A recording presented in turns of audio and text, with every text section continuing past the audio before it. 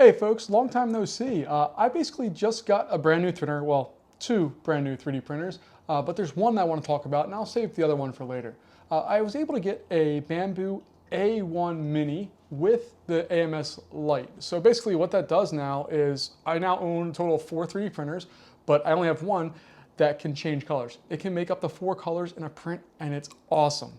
I'm not going to go through and review it or do an unboxing or any of that stuff. I'm going to show you kind of what I did with this thing as far as trying to figure out how it works and getting it all set up and all of that. It's a lot of fun, it's super cool, and it kind of really opens your world up into the world of 3D printing. Previously, I've been 3D printing for over 10 years now. I've been always stuck with just one color. Now I have to rethink how I do things because I can print 4 colors or up to 4 colors on a single item and have it all be solid together, no glue or anything. It just goes and does its stuff. So I want to talk a little bit about that and we'll see exactly where that leads us. So the absolute very first thing I printed was a benchy, of course. This is a 3-color benchy. So you can see that I didn't do any of the slicing on this. This went through and picked the colors that I had in the AMS Lite automatically and it printed them. So I had a black at the bottom with gray and then a white, and the quality of this is killer. It's a really, really nice benchy. Regardless of the color choices, it printed out really nice. I don't really see a lot of stringing or anything that would be like concerning. Even there's no waves even in it. It just printed really, really nice. One of the other things that they included in their print was this, which I could play with all day. I actually need to print a way to hold these because they're just everywhere. But these are little color swatches. So now if you order from Bambu, you know exactly what color you're gonna get, and that's awesome.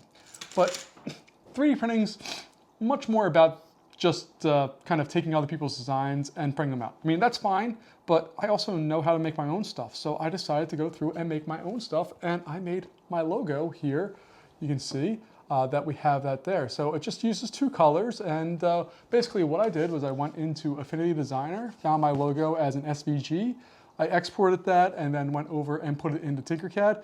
Quickly found out that I need to do a little bit of work to get it to be different things because I needed to have the different colors. Now, my idea here was that the white is going to be one height and the black is going to be another. And what that lets me do inside the slicing software is I can select which height goes to what color or what contained flat surfaces go where. You can see there are definitely some flaws in here, especially if you look around the top of the N. On the white side, there's a little black area there, and there's something similar here on the bottom of the white N at the bottom. I don't really care. In the future, I'd like to print this the other way because you can see that the texture in here is really nice. So I think that texture would look a lot better if it was on this side, but I need to figure out how to do the color changes properly because I think we can print them at the same layer height and still be able to get the color change, but I'm not totally sure on that. But I'm having so much fun playing with this thing, and it's going to be an adventure to go through. So let me know what you think, and I'll catch you later. Bye-bye.